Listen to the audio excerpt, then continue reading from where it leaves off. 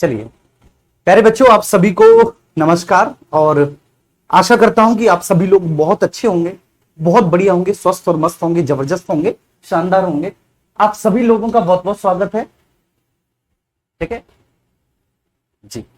आवाज आ रही होगी यार, ठीक है ना? क्या बात कर रहे हो, आवाज आ रही होगी और बहुत शानदार आवाज आ रही होगी, अच्छी आवाज आ रही होगी आप सभी। ठीक है, अच्छे से आपको आवाज आ रही होगी। आ जाओ। ठीक है सर, स्टार्ट करते हैं आज के लेक्चर को और जबरदस्त तरीके से स्टार्ट करते हैं। ठीक है, अभी भी हमारा टॉपिक वही है, the characteristics of Indian constitution, भारतीय संविधान की विशेषताएं, उसी को बेसिकली हम पढ़ेंगे। और भारतीय संविधान की विशेषताओं को आज हम जो है ना पूरा कंक्लूजन के साथ उसे खत्म कर देंगे। ठीक है ना, क्योंकि कुछ उसमें बचा भी नहीं है।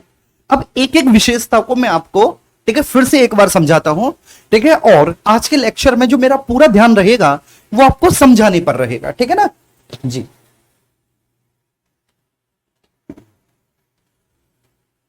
ठीक है, तो आज के लेक्चर में सारा सब कुछ मैं समझाऊंगा। ठीक है सर, तो पहले लिख लेते हैं आज हम क्या पढ़ने जा रहे हैं।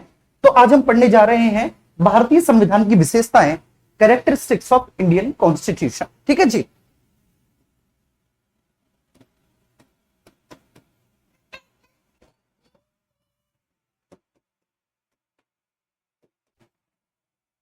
भारतीय संविधान की विशेषताएं जी।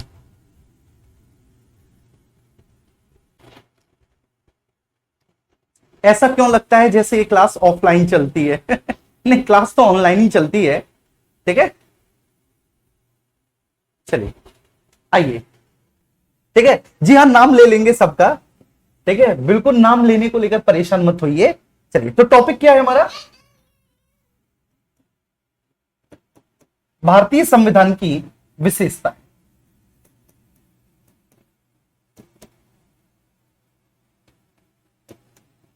की विशेषताएं।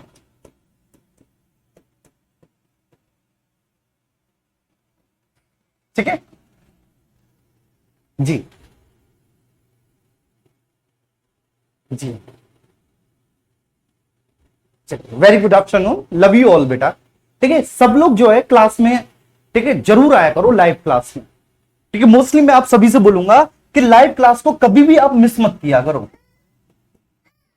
ठीक है, लाइव क्लास बड़ी जरूरी होती है मेरे प्यारे बच्चे। आपको ऐसा लगता है कि आप बाद में इसको पूरा कर लेंगे, आप 2 गुना स्पीड में चला के पूरा कर लेंगे, 1.5 गुना स्पीड में पूरा चलाकर कर लेंगे इसको, लेकिन जो रियल टाइम में आप पढ़ते हैं ना, ठीक है, उसका वास्तव में आनंद कुछ और ही होता है। ठीक है जी। तो कैरेक्टरिस्टिक्स ऑफ इंडियन कॉन्स्टिट्यूशन,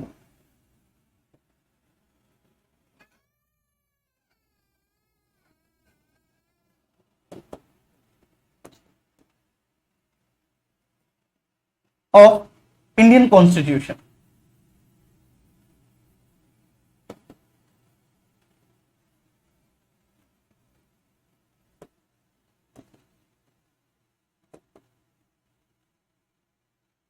ठीक है, चलिए अब आप बताएंगे कि हमारे संविधान की जो सबसे पहली विशेषता हमने आपको बताई, सबसे पहली विशेषता जो हमने आपको समझाई वो क्या थी? ठीक है, प्लीज आप सब लोग जवाब दीजिए कि सबसे पहला कैरेक्टरिस्टिक्स क्या था जो मैंने आपको बताया था। तो वो ये था सर कि हमारा संविधान जो है वह एक निर्मित, लिखित और विशाल संविधान है। तो सबसे पहली विशेषता क्या थी सर संविधान की? तो सबसे पहली विशेषता ये थी कि हमारा संविधान निर्मित, लिखित और विशाल संविधान है। ठीक है जी। तो एक बार हम रिवीजन कर रहे हैं, सबका रिकॉल कर रहे हैं। तो सर सबसे पहली विशेषता थी कि हमारा संविधान निर्मित, लिखित और विशाल संविधान। ठीक है, निर्मित, लिखित और विशाल संविधान।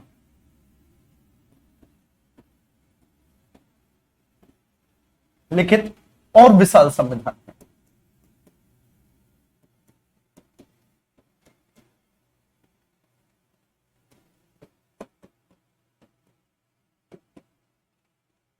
ठीक है जी। ठीक है, तो यहां तक क्लियर है सर। तो संविधान की सबसे पहली विशेषता कि हमारा संविधान कैसा है भैया? निर्मित, लिखित है और विशाल संविधान है। ठीक है, इसको हम बोलेंगे कि enacted, written and huge comprehensive. ठीक है, निर्मित का मतलब सर इनेक्टेड, निर्मित है इनेक्टेड। लिखित का मतलब मेरे प्यारे भैया जी रिटन, ठीक है। और विशाल संविधान है, कैसा है, विशाल संविधान है, मतलब ह्यूज कॉम्प्रिहेंसिव है,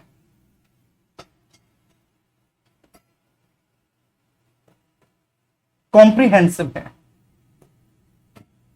ठीक है, विशाल संविधान।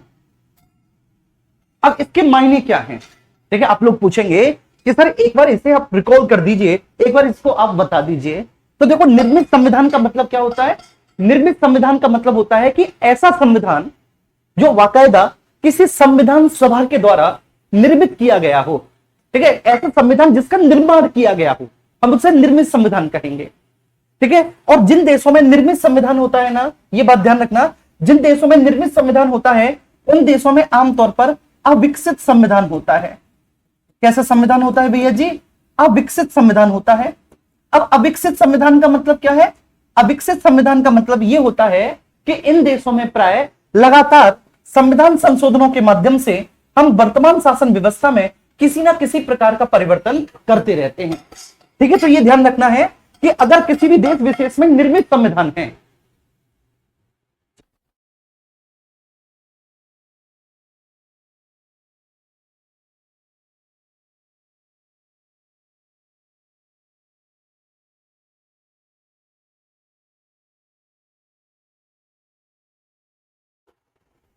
ठीक है।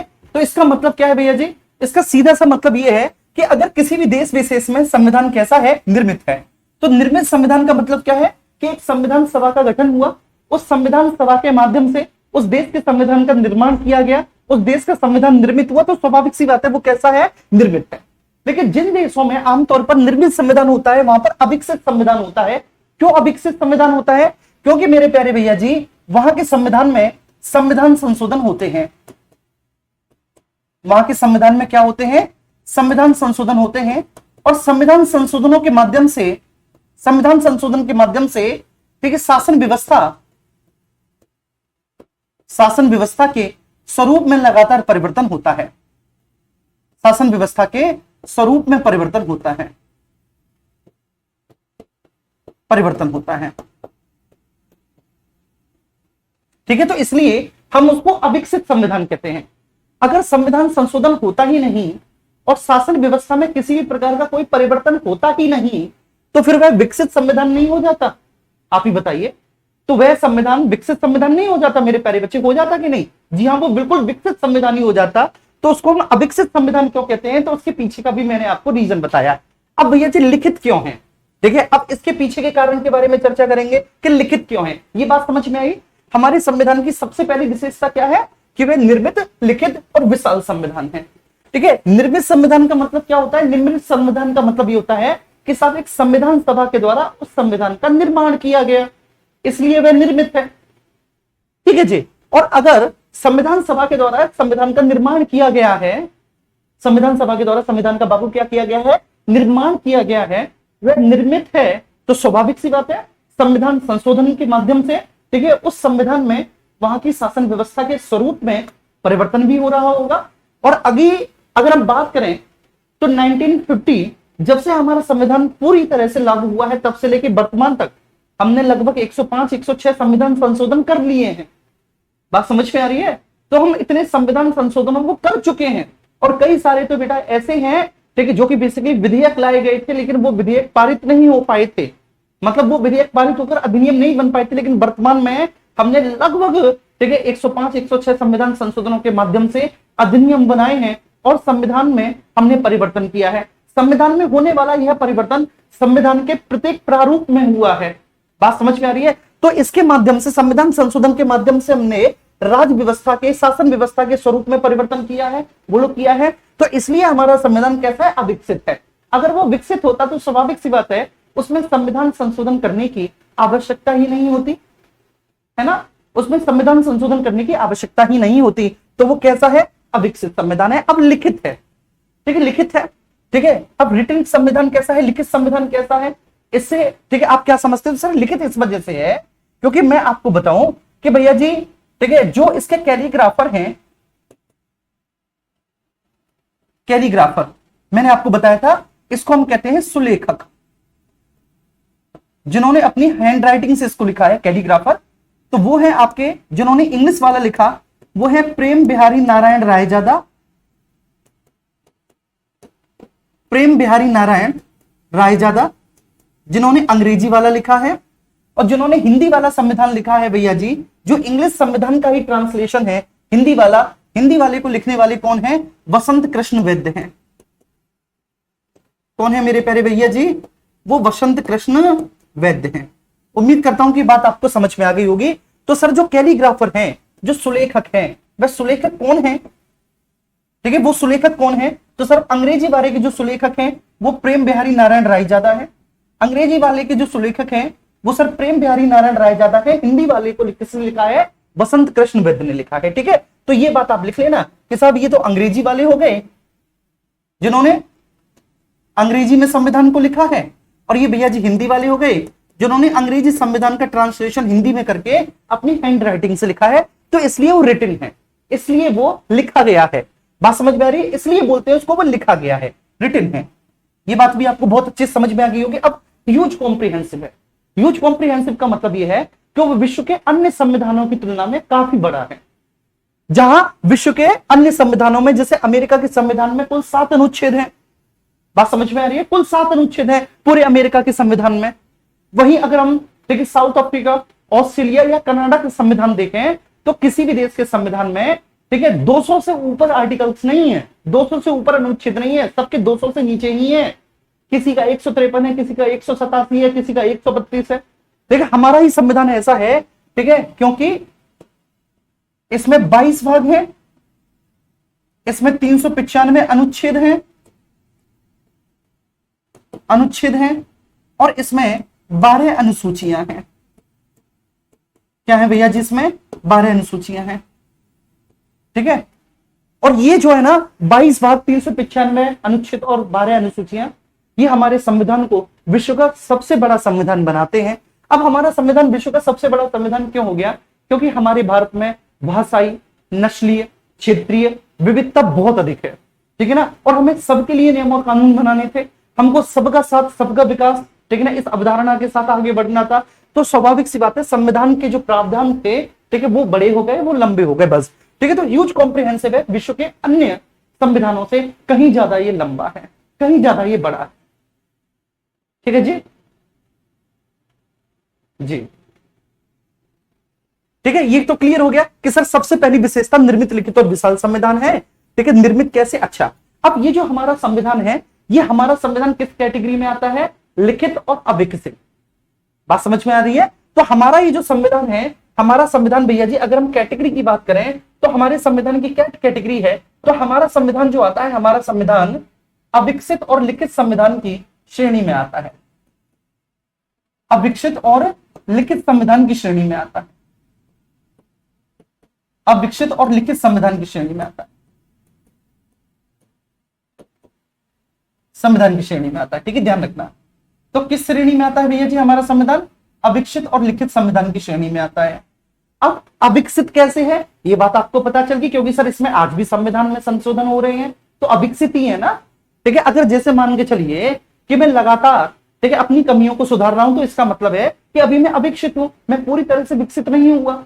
और जब मेरे अंदर कोई कमी की गुंजाइश ही नहीं रहेगी तो मैं विकसित हो चुका हूंगा।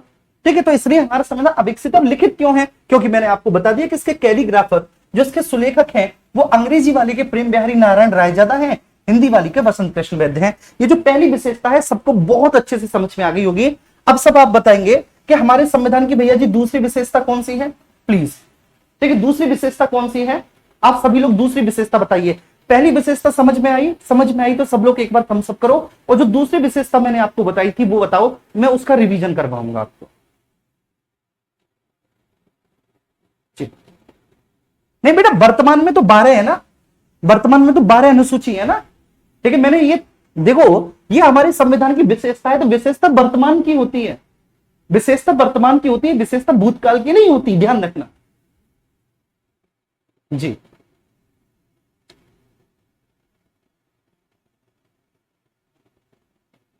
चलिए,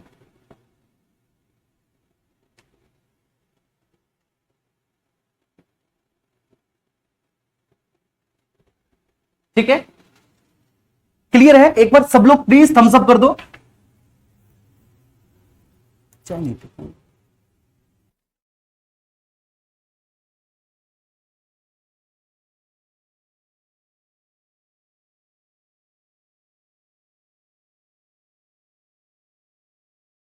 चलिए बहुत अच्छे, ठीक है ना, क्लियर हो गया सभी को। अच्छा, आइए दूसरी विशेषता पर चलते हैं।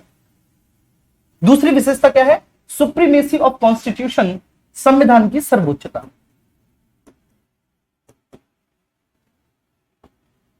दूसरी विशेषता क्या है? संविधान की सर्वोच्चता। ठीक है, सुप्रीमेसी ऑफ कॉन्स्टिट्यूशन, संविधान की सर्वोच्चता, ये हमारे संविधान की दूसरी विशेषता।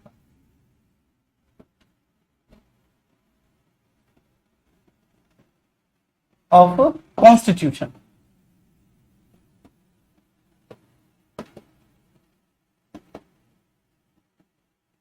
ठीक है, संविधान की सर्वोच्चता। अब ये क्या होता है सर, संविधान की सर्वोच्चता? तो संविधान की सर्वोच्चता का आशय यह है, जी हाँ, संविधान की सर्वोच्चता का आशय यह है कि बेसिकली हमारा जो संविधान है ना, संविधान क्या होता है? एक बृहद कानूनी दस्तावेज होता है, एक ह्यूज कॉम्प्रिहेंसिव, ठीक है, डॉक्यूमेंट है, लीगल डॉक्यूमेंट है, ठीक है, जिसमें यह लिखा हुआ होता है कि किसी भी देश की शासन व्यवस्था का संचालन आखिर कैसे होगा। ठीक है जी, तो संविधान क्या है? अगर मैं बात करूं सर, ये संविधान क्या है? तो संविधान जो होता है ना, संविधान एक बृहद कानूनी दस्तावेज होता है। सब लोग यहां पर ध्यान दें, एक बृहद कानूनी दस्तावेज होता है, ठीक है, ह्यूज कॉम्प्रिहेंसिव लीगल डॉक्यूमेंट है, बृहद कानूनी दस्तावेज है संविधान। क्या है sir? Huge comprehensive legal document है हमारा कॉन्स्टिट्यूशन। अब इस संविधान में यह लिखा हुआ होता है कि किसी भी देश की शासन व्यवस्था कैसी होगी, किसी भी देश की शासन व्यवस्था के स्वरूप के बारे में लिखा हुआ होता है संविधान में।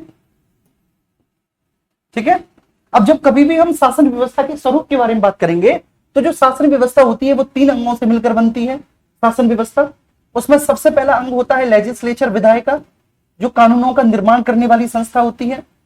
दूसरा होता है भैया जी कार्यपालिका, जो कानूनों को लागू करवाने वाली संस्था होती है। और तीसरा होता है भैया जी न्यायपालिका, जो कानूनों के आधार पर न्याय करने वाली संस्था होती है। ठीक है जी, ये बात क्लियर है?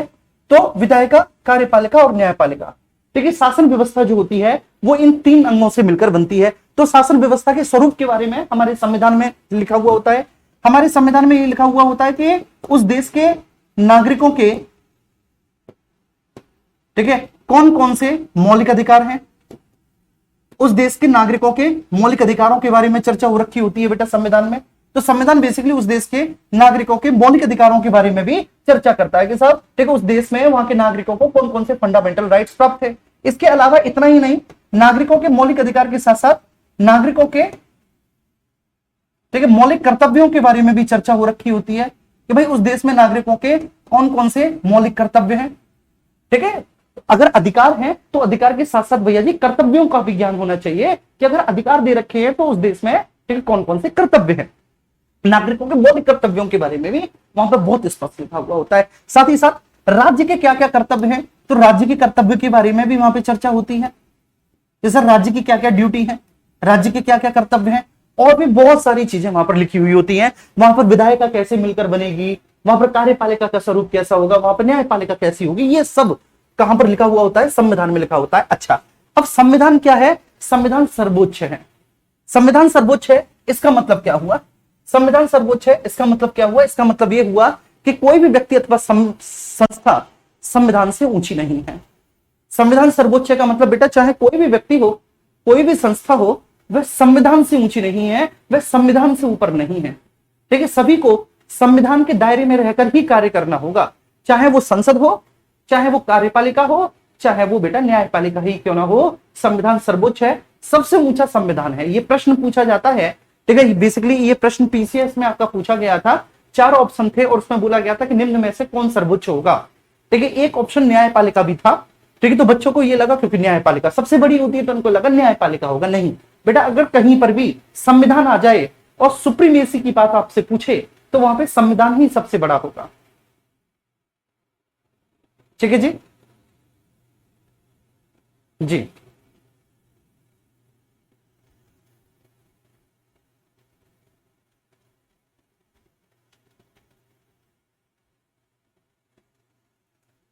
ठीक है, चलिए।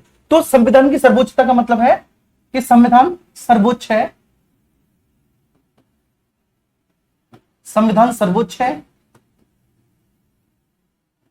सर्वोच्च है। कोई भी व्यक्ति अथवा संस्था,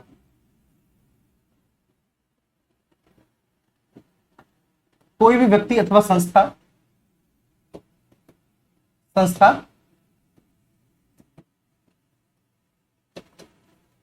संविधान से ऊपर नहीं है, ऊपर नहीं है। ठीक है, शासन के सभी अंगों को, अब शासन के 3 अंग होते हैं, विधायिका, कार्यपालिका और न्यायपालिका। तो बेटा शासन के जितने भी अंग हैं, शासन के सभी अंगों को संविधान के भीतर रहकर ही, जो संविधान में निर्दिष्ट सीमाएं हैं, संविधान में के निर्दिष्ट सीमाओं में रहकर ही कार्य करना होगा। ठीक है, ध्यान रखना। नहीं है, शासन के सभी अंगों को, शासन के सभी अंगों को, अंगों को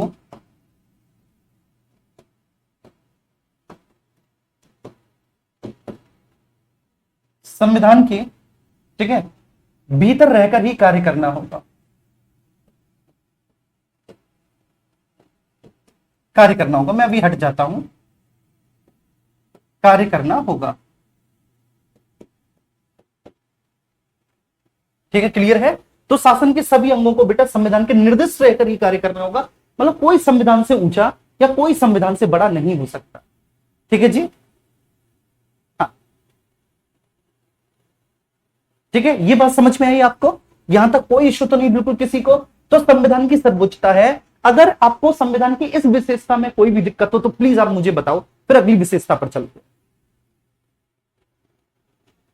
ठीक है, और अगर नहीं है कोई इश्यू तो प्लीज एक बार सब लोग थम्स अप कर दो।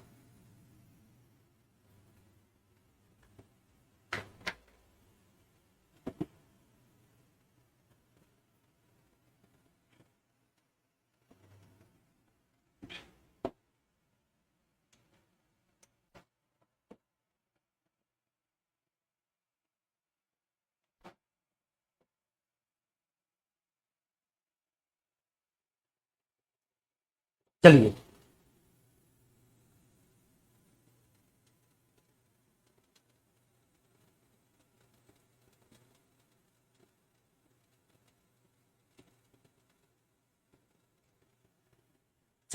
क्लियर है?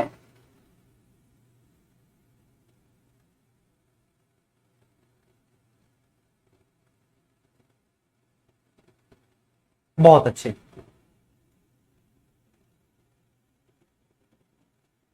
ठीक है ना। तो यहां तक कोई इशू नहीं है। ठीक है भैया जी, यहां तक कोई भी किसी भी प्रकार का कोई इशू नहीं है सर। ये बात भी हमारी बहुत अच्छे से क्लियर हो गई। ठीक है कि सर संविधान की सर्वोच्चता का आशय क्या होता है, संविधान की सर्वोच्चता का क्या मतलब होता है। अब इसके बाद ठीक है भैया जी, तीसरी विशेषता क्या थी? जरा एक बार मुझे आप सभी लोग तीसरी विशेषता भी बताएंगे। जो तीसरी विशेषता हमने आपको बताई, तीसरी विशेषता क्या है? लास्ट में मैं सभी के डाउट लूंगा एक एक करके। ठीक है, जितने भी डाउट है आपके सबके डाउट लूंगा और संविधान की विशेषता को बहुत स्पष्टता से और बहुत ही बारीकी से मैं आपको समझाऊंगा। चलिए,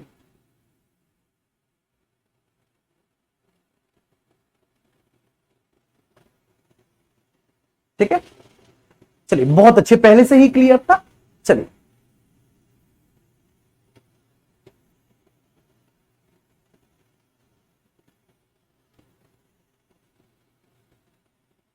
जी, ठीक है, चलिए बताइए फटाफट से। ठीक है, तीसरी विशेषता क्या थी? तो तीसरी विशेषता थी कि हमारा संविधान जो है वह अनम्यता एवं सुनम्यता का मिश्रण है।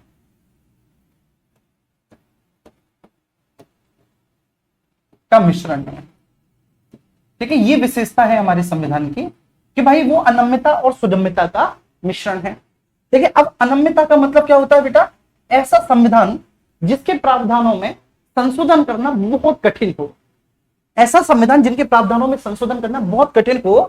ठीक है ना, तो बेसिकली ऐसे संविधानों को हम कठोर संविधान कहते हैं। क्या कहते हैं? ऐसे संविधानों को हम कठोर संविधान कहते हैं, रिजिड कॉन्स्टिट्यूशन कहते हैं। ठीक है, तो कठोर संविधान का मतलब क्या है? कि सर ऐसे संविधान, देखिए जिन संविधान के प्रावधानों में संशोधन ही नहीं हो सकता, संशोधन बिल्कुल इम्पॉसिबल सा है, जैसे अमेरिका का संविधान। क्लियर है? तो भैया जी कठोर संविधान कौन से हैं? तो कठोर संविधान वो है कि सर जिनमें संविधान संशोधन करना बहुत कठिन होता है। तो ऐसे संविधान जिनमें संविधान संशोधन करना बहुत कठिन होता है, बहुत कठिन होता है, बहुत कठिन होता है, ठीक है जी, उनको कठोर संविधान कहते हैं। और सुनम्य संविधान, सुनम्यता को हम कहते हैं बेटा लचीलापन, फ्लेक्सिबिलिटी, लचीलापन, फ्लेक्सिबिलिटी। बात समझ में रही क्या बोलते हैं इसको? तो इसको हम बोलते हैं लचीलापन, फ्लेक्सिबिलिटी।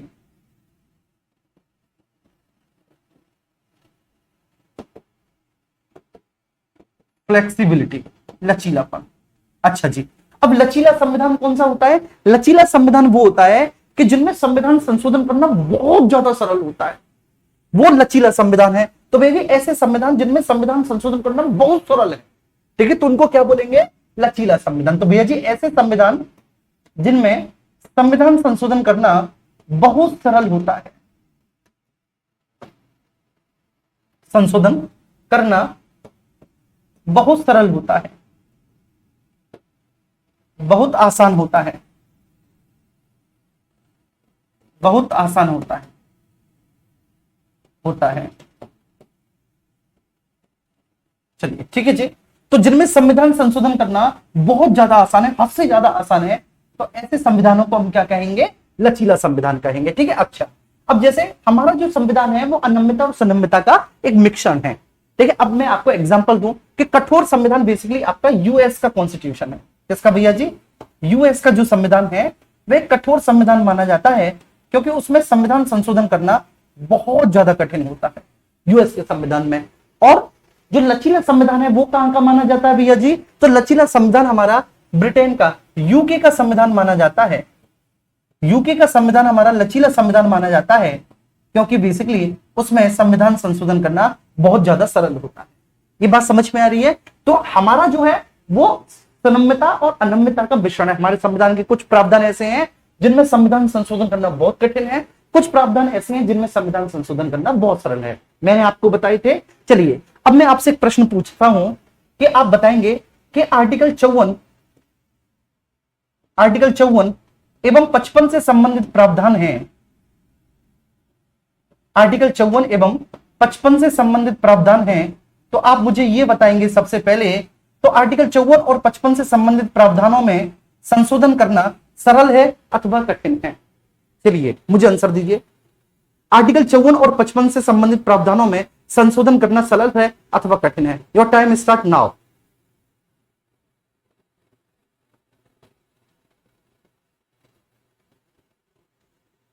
जी जल्दी से जवाब दीजिए, फटाफट से सब लोग जवाब दो। ठीक है, एक प्रश्न है। अब आपको तो सब पता है ना? आप तो ये दावा करते हैं आपको सब पता है। अगर आपको सब पता है तो मैंने आपको बताया है कि 54 और 55 से संबंधित प्रावधानों में संशोधन करना सरल है अथवा कठिन है? जी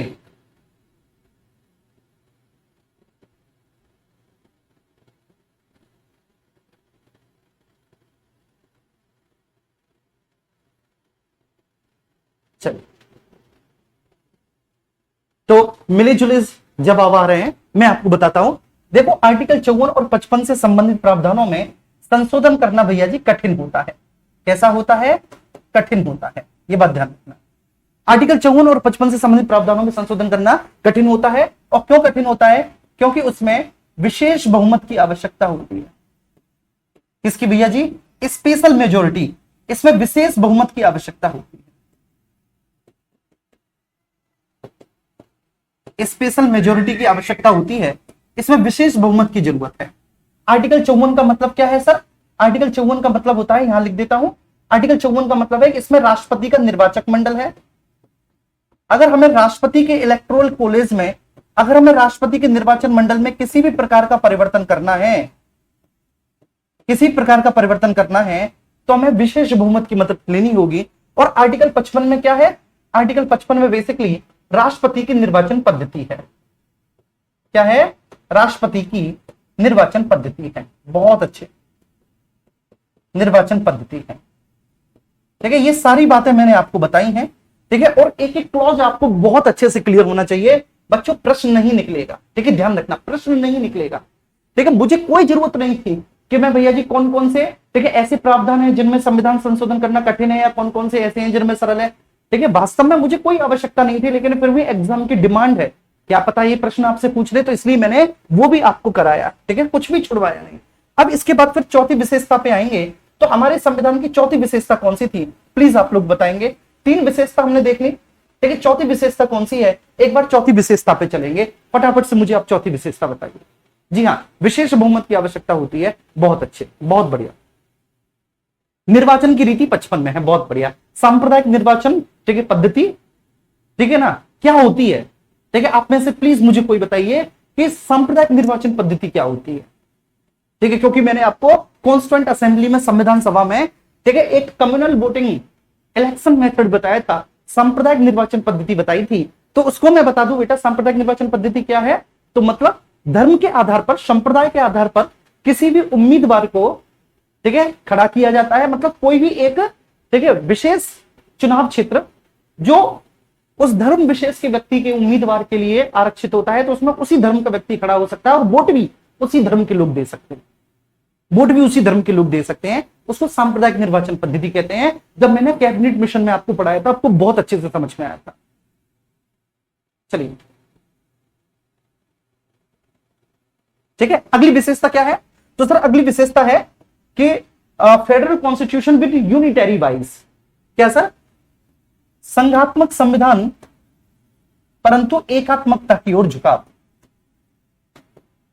संविधान परंतु एकात्मकता की ओर झुकाव, परंतु एकात्मकता की ओर झुकाव, की ओर झुकाव।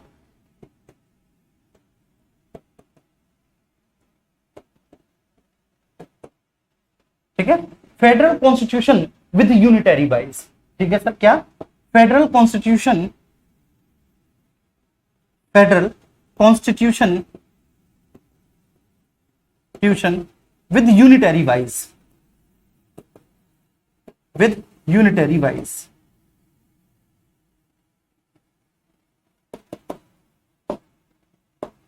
unitary wise। ठीक है, तो इसको बोलेंगे सर हम federal constitution with unitary bias, संघात्मक संविधान। लेकिन भैया जी झुकाव किसकी तरफ? देखिए, एकात्मकता की तरफ। अब संघात्मक संविधान कौन से होते हैं भैया जी? संघात्मक संविधान वो होते हैं, मेरी बात समझना। अब संघात्मक संविधान कौन से होते हैं? संघात्मक संविधान सर वो होते हैं, ठीक है, जिन संविधानों में लिखित संविधान होता है, जहां केंद्र और राज्य के मध्य शक्तियों का स्पष्ट बंटवारा होता है। शक्तियों का स्पष्ट बंटवारा करने के लिए आपकी सूचियां होती हैं, आपके प्रोविजंस होते हैं, प्रावधान होते हैं। ठीक है, और साथ ही साथ, जी हां, ठीक है, योग्य, साथ ही साथ, ठीक है, ऐसे संविधानों में न्यायपालिका की स्वतंत्रता होती है। न्यायपालिका के पास जुडिशियल रिव्यू और जुडिशियल एक्टिविज्म की पावर होती है। ठीक है, तो सर, ठीक है, ऐसे संविधान जहां पर लिखित संविधान है, सेपरेशन ऑफ पावर है, ठीक है, जहां पर, ठीक है, जो जुडिशरी है वो पावरफुल है, उसके पास जुडिशियल रिव्यू और जुडिशियल एक्टिविज्म की पावर है। ठीक है, साथ ही साथ जहां पर डुअल सिटीजनशिप होती है, जहां पर डुअल जुडिशरी होती है, क्लियर है, और जहां पर जो रिजिडरी पावर्स हैं, जो अवशिष्ट शक्तियां हैं, वो केंद्र के नहीं बल्कि प्रांतों के पास होती हैं, तो वो संघात्मक संविधान है। लेकिन हमारे संविधान में कुछ ऐसे तत्व हैं जो हमारे संविधान को एकात्मक भी बनाते हैं। तो हमारे संविधान, संघात्मक संविधान के भी तत्व हैं हमारे संविधान में, और एकात्मक संविधान के भी तत्व हैं। संघात्मक, परिसंघात्मक, एकात्मक क्या होता है बहुत डिटेल से मैंने आपको समझाया था। ठीक है, अच्छा, अब मैं आपसे, ठीक है, एक बात पूछूंगा, लेकिन उससे पहले मैं आपको यहां पर एक चीज स्पष्ट करना चाहता हूं कि सर संघात्मक संविधान के, ठीक है, कौन कौन से एलिमेंट्स होते हैं मैंने आपको बता दिया। एकात्मक संविधान के कौन कौन से एलिमेंट्स होते हैं? तो सर एकात्मक संविधान में जो केंद्र होता है वो कभी भी राज्यों की सीमाओं में, राज्यों के नामों में, ठीक है, परिवर्तन कर सकता है। वह राज्य को समाप्त भी कर सकता है, किसी राज्य के भाग को किसी अन्य राज्य के साथ मिलाकर एक नए राज्य का निर्माण भी कर सकता है, उसकी स्थापना भी कर सकता है। वो राज्य के नाम में, क्षेत्र में, सीमा में परिवर्तन कर सकता है, उसका क्षेत्रफल घटा सकता है, उसका क्षेत्रफल बढ़ा सकता है। ठीक है, उसका क्षेत्रफल घटा सकता है, उसका क्षेत्रफल बढ़ा सकता है। ये बात आपको बहुत अच्छे से समझ में आ गई है। और क्या होता है, देखिए भैया जी, ऐसे राज्यों में जहां पर एकात्मक संविधान होता है, तो ऐसे राज्यों में केंद्र के द्वारा राज्यों में राज्यपाल की नियुक्ति की जाती है। वहां पर देखिए कुछ विशेष अवसरों पर केंद्र को राज्य सूची के विषयों पर कानून बनाने का अधिकार भी प्राप्त होता है। जैसे भारत में अगर किसी भी राज्य में राष्ट्रपति शासन लग रहा हो ना मेरे प्यारे बच्चे, तो राष्ट्रपति शासन के समय ठीक है, राज्य सूची के विषय पर संसद को कानून बनाने का अधिकार होता है।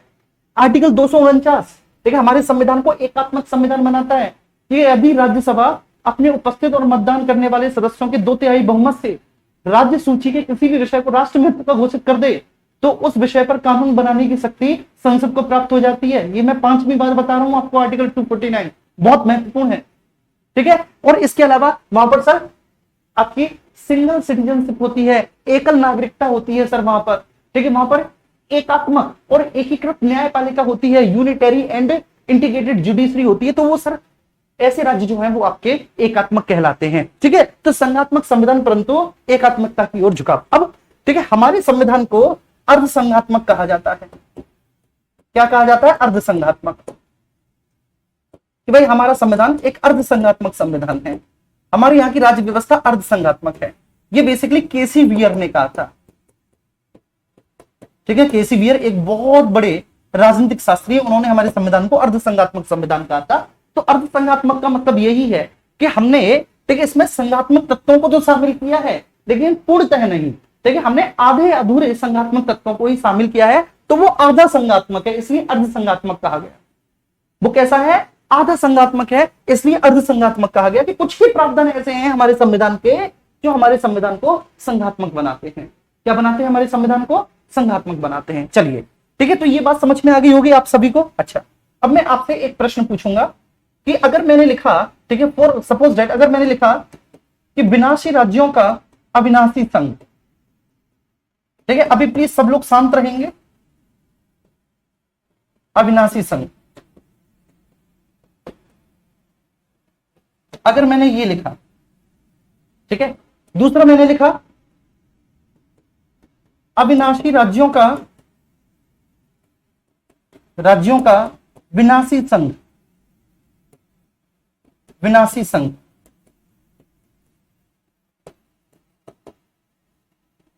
विनाशी संघ, ठीक है, और तीसरा मैंने आपको लिखा कि भाई अविनाशी राज्यों का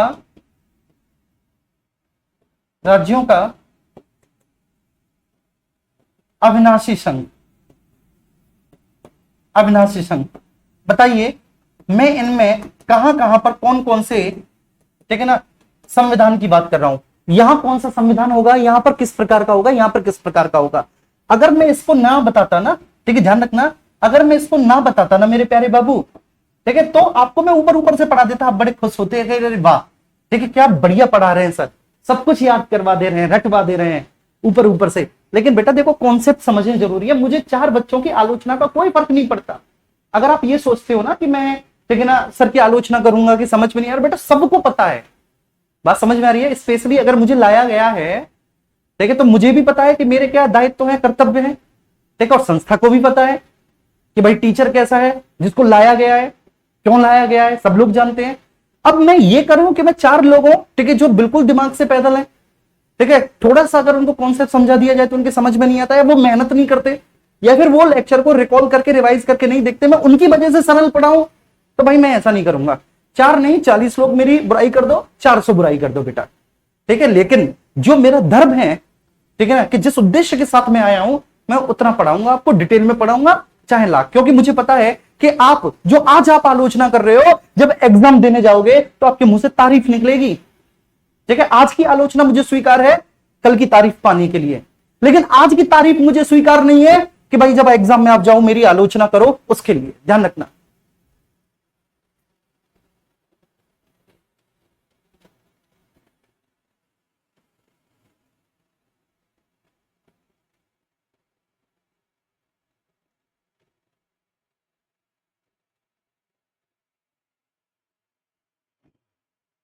चलिए ठीक है, आइए तो देख लेते हैं भैया जी क्या क्या है, कौन कौन सा है।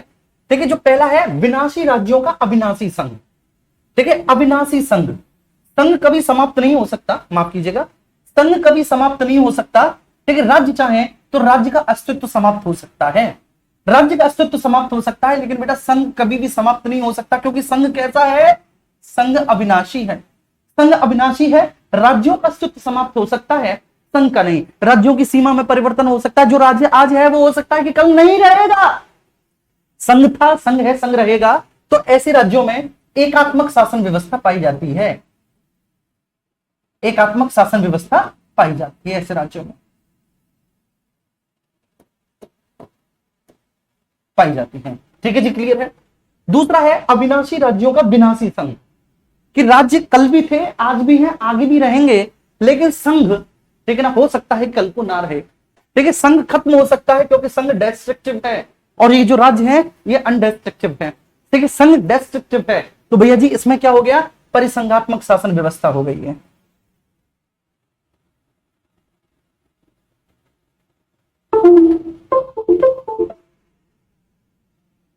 ठीक है, ये क्या हो गया, ये परिसंघात्मक शासन व्यवस्था हो गई, या परिसंघात्मक संविधान हो गया, परिसंघात्मक संविधान हो गया, संविधान हो गया। ठीक है, और जो तीसरा वाला है भैया जी, अविनाशी राज्यों का विनाशी संघ। ठीक है, जिसमें राज्य भी रहेंगे, संघ भी रहेगा, किसी का विनाश नहीं हो सकता, सब एक दूसरे के साथ मिलकर कार्य करेंगे। तो अविनाशी राज्यों का अविनाशी संघ भैया जी, इसमें क्या होगा, संघात्मक संविधान होगा। इसमें क्या होगा भैया जी, संघात्मक संविधान होगा।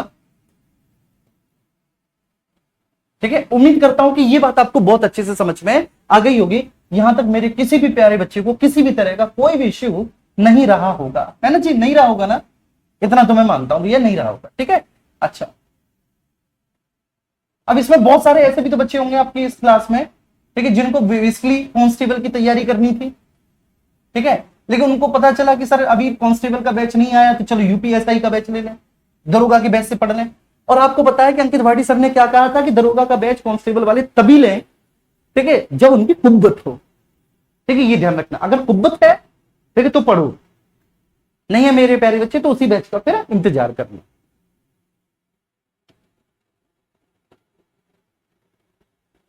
बोर्ड वाइट वाइट क्यों रहता है,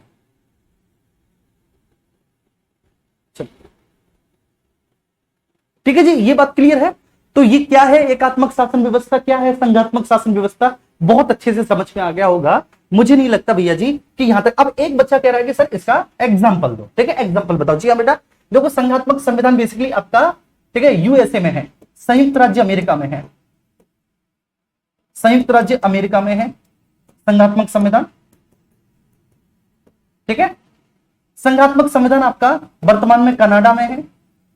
ठीक है, अब एक लड़का कह रहा था कि सर अभी आप हाल फिलहाल कनाडा का नाम मतलब, और संघात्मक शासन संविधान जो है वह स्विट्जरलैंड में भी है, स्विट्जरलैंड की भी शासन व्यवस्था ऐसी ही। ठीक है, क्लियर है।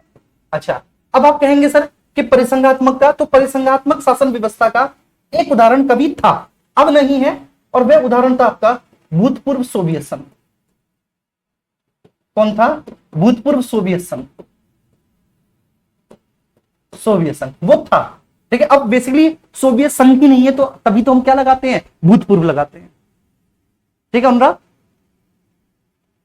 कुब्बत क्या होता है सर, वीक या स्ट्रॉन्ग चलो ठीक है। अच्छा, और ये सर एकात्मक शासन व्यवस्था कहां पर, तो भैया जी एकात्मक शासन व्यवस्था का सबसे बेहतरीन एग्जांपल है ब्रिटिश कॉन्स्टिट्यूशन,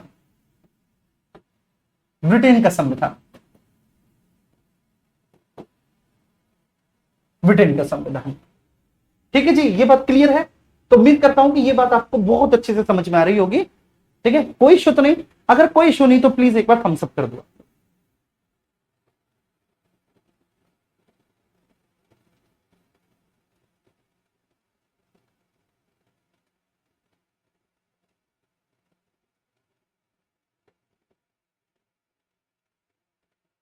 मोनिका कह रही है, देखो मोनिका को देखो, मोनिका का कमेंट, एक मोनिका नाम की बच्ची है, ठीक है, ये कह रही है कि आप यूपीएससी की तैयारी करवा रहे हो या यूपीएसआई की।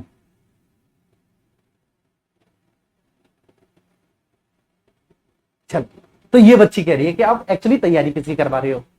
मोनिका बेटा तुझे कैसे पता मेरे प्यारे बच्चे, एक बात बता कि ये तुम कैसे जानते हो कि ये यूपीएसआई में नहीं पूछा जाता। ठीक है, इससे पहले कितने यूपीएसआई के पेपर देख लिए, कितने प्रीवियस ईयर दे लिए हैं, और तुम्हें कैसे पता कि ये यूपीएससी में पूछा जाता है मोनिका, ये तुम्हें कैसे पता यूपीएससी में पूछा जाता है। बेटा यूपीएससी का पेपर देख लिया ना तो हवा नहीं लगेगी। बात समझ में आ रही है। सर पे जितने भी बाल होंगे ना वो धीरे धीरे धीरे धीरे कम होने शुरू हो जाएंगे।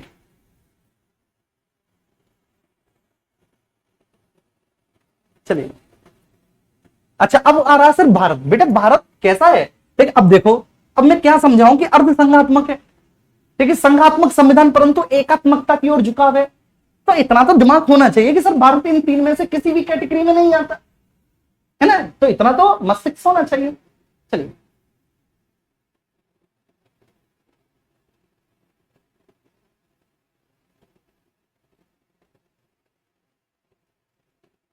इतना डीप आज तक नहीं पढ़ा तो भैया मेरी गलती है कि तुमने आज तक इतना डीप नहीं पढ़ा मोनिका जी। ठीक है, पढ़ना चाहिए था। अब यही तो दिक्कत है कि तुम्हें औरों ने इतना डीप नहीं पढ़ाया और उसका ठीक रहा तुम मुझे में फोड़ दे रहे हो कि मैं डीप क्यों पढ़ा रहा हूं। ठीक है मोनिका, इधर ध्यान दो बेटा है। चलो आओ, ठीक है जी, तो ये बात क्लियर हो गई, यहां तक कोई इशू नहीं। संघात्मक संविधान परंतु एकात्मकता की ओर झुकाव, federal constitution with unitary wise. ठीक है सर, ये विशेषता भी आपको बहुत अच्छे से समझ में आ गई होगी। अब हम अगली विशेषता के बारे में बात करेंगे। चलिए, तो आज कुछ पॉइंट हम समझ लेते हैं जो आज हमें समझना है। ठीक है जी, आज हमें समझना है, उनको देख लेते हैं। ठीक है, क्या क्या है, सब लोग यहां पर ध्यान देंगे जी। क्वासी फेडरल, बहुत अच्छे सुशांत।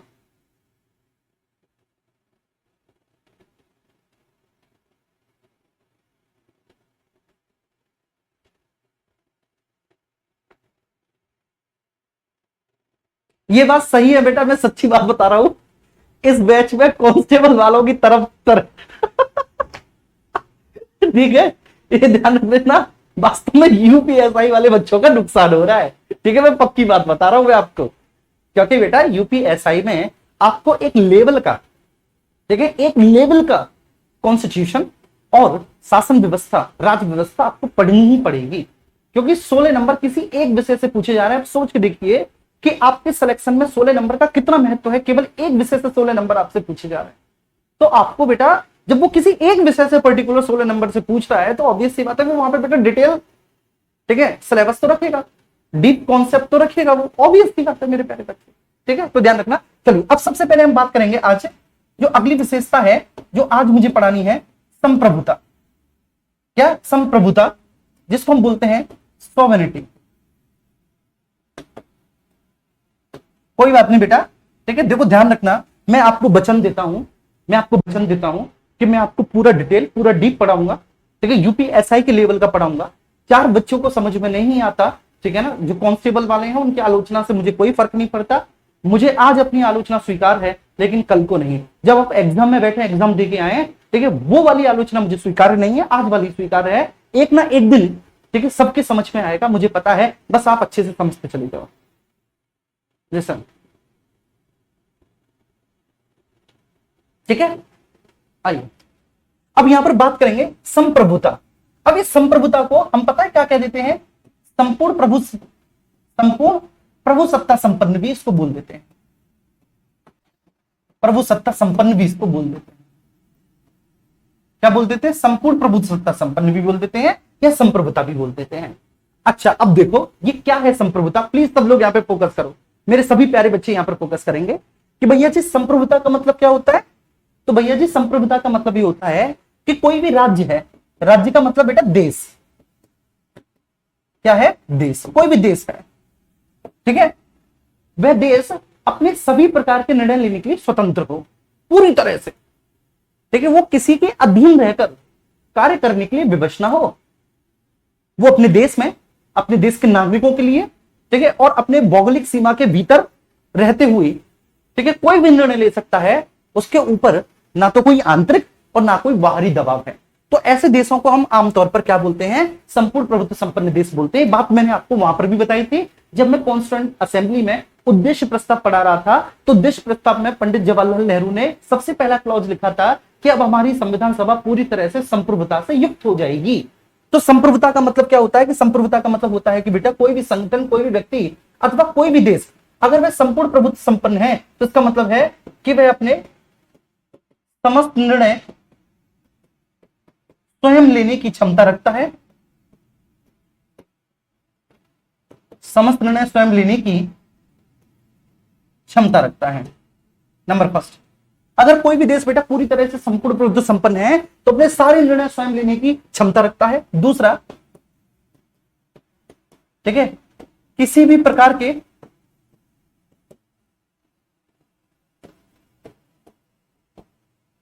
दबाव समूह से युक्त नहीं होता।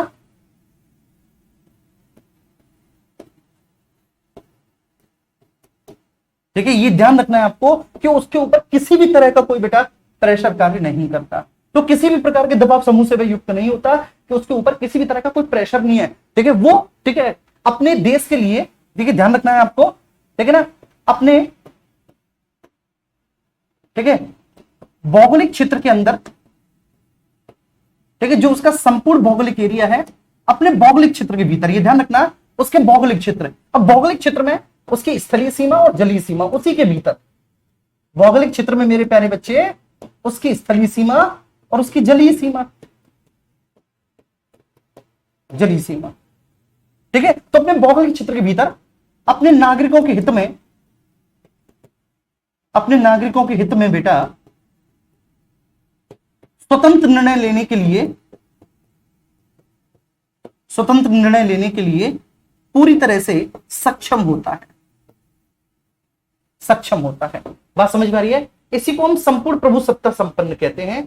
मतलब संपूर्ण प्रभु सत्ता का संपन्न का मतलब देखो, मैं एक उदाहरण के साथ आपको बताता हूं। जैसे अभी आप वर्तमान में बेरोजगार है, मतलब ठीक है, अभी आपका यूपीएसआई नहीं निकला, अभी आप दरोगा नहीं बने, और आपके जीवन में कोई एक ऐसा साथी है जो आपसे अनंत असीम प्रेम करता है। ठीक है, जबरदस्त प्रेम है, ठीक है, आपका और आपके उस साथी के बीच में ऐसा प्रेम कि जीने मरने की कस्में खाई जाती हैं कि बाबू मैं तुम्हारे बिना नहीं रह पाऊंगा। लेकिन आज मजबूरी आपकी यह है कि आप प्रभु सत्ता संपन्न नहीं है, आप संपूर्ण प्रभुत्व संपन्न नहीं है, आप सवर्ण नहीं है, तो आज आप ये फैसला नहीं ले सकते।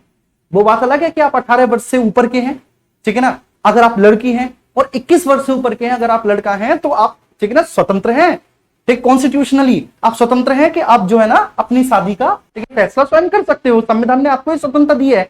लेकिन सामाजिक रूप से कहीं ना कहीं मेरे प्यारे बच्चे, ठीक है ना, एक आपके ऊपर प्रेशर है, ठीक है ना, और आपके माँ बाप का भी प्रेशर है। तो मैं एक बात समझा रहा हूं, ठीक है, आपकी नौकरी नहीं है, तो अब माँ बाप से अगर बोलोगे भी ना जाके ऐसे ऐसे, ठीक है पापा मेरी वाली सबसे अलग है, तो पापा बेटा इतना मार लगाएंगे, इतनी मार लगाएंगे कि बस कुछ पूछो मत।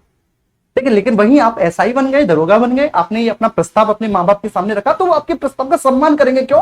क्योंकि आप जीवन में सफल हैं, आपको सही गलत का बहुत अच्छे से निर्णय लेने का, ठीक है ना, आपको उसकी समझ है कि आप सही गलत का निर्णय ले सकते हैं। आप जीवन में ठीक है निर्भर भी है, क्या नाम है, आत्मनिर्भर भी है, किसी पे डिपेंड नहीं है, तो obvious सी बात है उस केस में आप क्या है, ठीक है, संपूर्ण प्रभुत्व संपन्न है। तो बस मेरा यही मतलब है, संपूर्ण प्रभुत्व संपन्न का मतलब होता है बेटा अपने समस्त निर्णय लेने की स्वयं की क्षमता। अगर किसी भी प्रकार के दबाव समूह से कोई भी देश युक्त नहीं है, ठीक है, ना कोई भीतरी दबाव ना किसी बाहरी दबाव को वो स्वीकार नहीं करता, वह अपने देश की भौगोलिक सीमा के भीतर रहते हुए अपने नागरिकों के हित में स्वतंत्र निर्णय लेने के लिए सक्षम है पूरी तरह से, तो उसी को हम संपूर्ण प्रभुत्व संपन्नता कहते हैं। चलिए मोनिका, आप ये बातें मत बताया करो।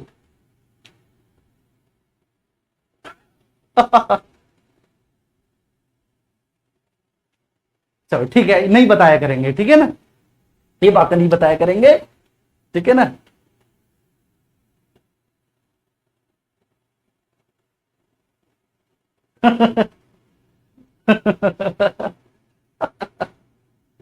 चलिए, तो ये बात समझ में आई कि सर स्वनिधि का मतलब क्या होता है, संपूर्ण प्रभुत्व संपन्नता का मतलब क्या होता है। चलो आओ देखो मेरे प्यारे बच्चे, मुझे बहुत आदर्श बातें करने का शौक नहीं है। आप ये सोचो कि मैं क्लास में आकर बहुत आदर्श बातें करूं, नहीं, आपका बड़ा भाई हूं, ठीक है। और जैसी बातें आप करते हो ना, ठीक है, क्लास के बाहर जाके, बात समझ में आ रही है, वो सारी बातें बेटा मैं करके आया हूं, क्योंकि मैं भी ठीक है स्टूडेंट ही रहा हूं। लेकिन आपको क्या है, आपको शौक है कि आदर्श बातें सुनने का, अच्छी अच्छी बातें सुनने का, है ना। इसलिए जीवन में मस्त रहो, ठीक है, अपने यहाँ पे फोकस करो पढ़ाई लिखाई पे, और बाकी का चिल रहो। नेक्स्ट आगे हम बात करते हैं कि सर लोकतांत्रिक गणराज्य है, ठीक है। लोकतांत्रिक बोले तो डेमोक्रेटिक,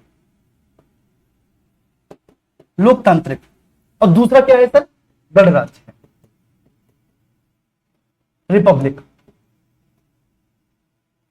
अब इस रिपब्लिक के बारे में, ठीक है, आपके यूपीएसआई के प्रीवियस ईयर में पूछा है कि भाई रिपब्लिक स्टेट क्या होता है, ठीक है, गणराज्य क्या होता है, रिपब्लिक स्टेट के मायने क्या होते हैं। तो बेटा देखो, रिपब्लिक स्टेट होता है कि जिस स्टेट में हेड ऑफ स्टेट, जिस देश में head of state, head of state का मतलब होता है राज्य अध्यक्ष। हेड ऑफ स्टेट का मतलब क्या है सर, हेड ऑफ स्टेट का मतलब होता है राज्य अध्यक्ष। तो जिस देश में राज्य अध्यक्ष जनता के द्वारा इलेक्टेड हो, कैसे हो भैया जी, जनता द्वारा इलेक्टेड हो, ठीक है, ध्यान रखना, जिस देश में राज्य अध्यक्ष इलेक्टेड हो, किसके द्वारा, जनता के द्वारा। तो जिस भी देश में राज्य अध्यक्ष जनता के द्वारा इलेक्टेड हो, ठीक है, इलेक्टेड बाय द पीपल्स। अब ये ध्यान रखना, अगर वह जनता के द्वारा इलेक्टेड है तो चाहे वो इनडायरेक्टली हो, अप्रत्यक्ष रूप से हो, या फिर वह प्रत्यक्ष रूप से हो, ठीक है, डज नॉट डिपेंड, ठीक है, चाहे वह इनडायरेक्टली इलेक्टेड हो, इनडायरेक्टली हो, या फिर मेरे प्यारे बच्चे वो कैसा हो, ठीक है, डायरेक्टली हो, डायरेक्टली हो, तो वो इलेक्टेड हो, चाहे वो जनता के द्वारा डायरेक्टली इलेक्टेड हो या इनडायरेक्टली इलेक्टेड हो, बस वो इलेक्टेड हो, तो हेड ऑफ द स्टेट का चुनाव हो। बात समझ में आ रही है जी, क्लियर है। तो हेड ऑफ स्टेट का भैया जी क्या हो, चुनाव हो। तो ठीक है, ऐसे देश जहां पर head of state, head of state मतलब राज्य अध्यक्ष, हमारे यहां पर हमारा हेड ऑफ स्टेट कौन है बेटा, राष्ट्रपति है। हमारे यहां पर हमारा हेड ऑफ स्टेट कौन है, राज्य अध्यक्ष कौन है, राष्ट्रपति है। और राष्ट्रपति का क्या होता है, चुनाव होता है, प्रत्येक 5 वर्षों के अंतराल पे होता है। और राष्ट्रपति के चुनाव में एक निर्वाचक मंडल होता है, ठीक है। तो राष्ट्रपति का हमारे यहाँ क्या होता है भैया जी, हमारे यहाँ राष्ट्रपति का चुनाव होता है। और हमारे यहाँ राष्ट्रपति के चुनाव में कौन वोट देता है सर, एक इलेक्टोरल कॉलेज होता है, एक निर्वाचक मंडल होता है, ठीक है। आर्टिकल 54 में बोला है उस निर्वाचक मंडल के बारे में। तो एक निर्वाचक मंडल होता है, उस निर्वाचक मंडल में सर लोकसभा, उस निर्वाचक मंडल में सर राज्यसभा, और उस निर्वाचक मंडल में सर राज्यों की विधानसभाओं के इलेक्टेड मेंबर्स होते हैं। केवल व केवल सर कौन से, इलेक्टेड मेंबर्स होते हैं उसमें, इलेक्टेड मेंबर्स होते हैं, ठीक है सर। तो आर्टिकल 54 में बोला है कि लोकसभा, राज्यसभा, राज्यों की विधानसभाओं के केवल व केवल इलेक्टेड मेंबर्स ही राष्ट्रपति के लिए चुनाव में वोट करते हैं। तो राष्ट्रपति का निर्वाचन इनडायरेक्ट हुआ। कैसा हुआ, इनडायरेक्ट। डायरेक्ट निर्वाचन कब होता है, जब हम खुद जाकर राष्ट्रपति के लिए वोट देते, जब हम खुद जाकर राष्ट्रपति पद के लिए चुनाव में वोट करते, तो उसको हम क्या कहते हैं सर, डायरेक्टली। क्लियर है। अब जब हमने अपने प्रतिनिधियों को चुना, हमने लोकसभा के सदस्यों को चुना, हमने विधानसभा और हमने राज्यसभा, और जो हमारे चुने हुए प्रतिनिधि हैं वो राष्ट्रपति के लिए वोट कर रहे हैं, तो इसको हम कहेंगे सर क्या, ठीक है, इनडायरेक्ट इलेक्शन। क्लियर है, इनडायरेक्ट इलेक्शन।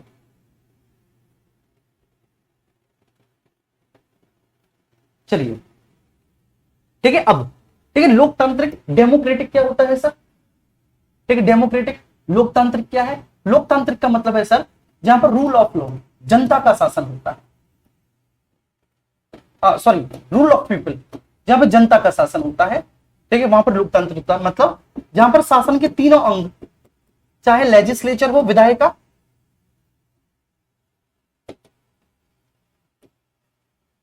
ठीक है, चाहे कार्यपालिका, एग्जीक्यूटिव, और चाहे वो आपकी न्यायपालिका, न्यायपालिका। बात समझ में आ रही है, जुडिशरी। तो सर ठीक है, ये बात बहुत अच्छे से आपको समझ में आनी चाहिए। तो भैया जी जनता का शासन हो, चाहे वो लेजिस्लेचर, चाहे वो एग्जीक्यूटिव, और चाहे वो भैया जी क्या आपका जुडिशरी, न्यायपालिका। ठीक है, ये तीनों की तीनों देखिए जनता के माध्यम से ही चुनी जाती हैं। ये तीनों संस्थाएं जनता के माध्यम से चुनी जाती हैं। तो ऐसे देशों में क्या होता है सर, देखिए लोकतंत्र होता है, डेमोक्रेसी होती है। अर्थक्वेक आया अभी बहुत तेज वाला, कहां पे आया, चलिए ठीक है, okay, thank you so much, ठीक है, थैंक यू भैया, ठीक है, समझ में आया, समझ में आया तो प्लीज एक बार थम्स अप करो। और कुल मिलाकर ठीक है आपका चैप्टर कंप्लीट हुआ। अब जो भी और विशेषताएं बची हुई हैं ना, ठीक है, वो सारी हम ठीक है प्रस्तावना में करवाएंगे जब हम प्रियम्बल पढ़ाएंगे। एक बच्चा कह रहा था टेलीग्राम ग्रुप में कि सर प्रियम्बल समझ में नहीं आया। अरे भाई प्रियम्बल पढ़ाया कहां है मैंने जो समझ में आ जाएगा, कि सर प्रियम्बल अच्छे से समझ नहीं आया, जो चीज पढ़ाई नहीं है वो कैसे समझ में आ जाएगी।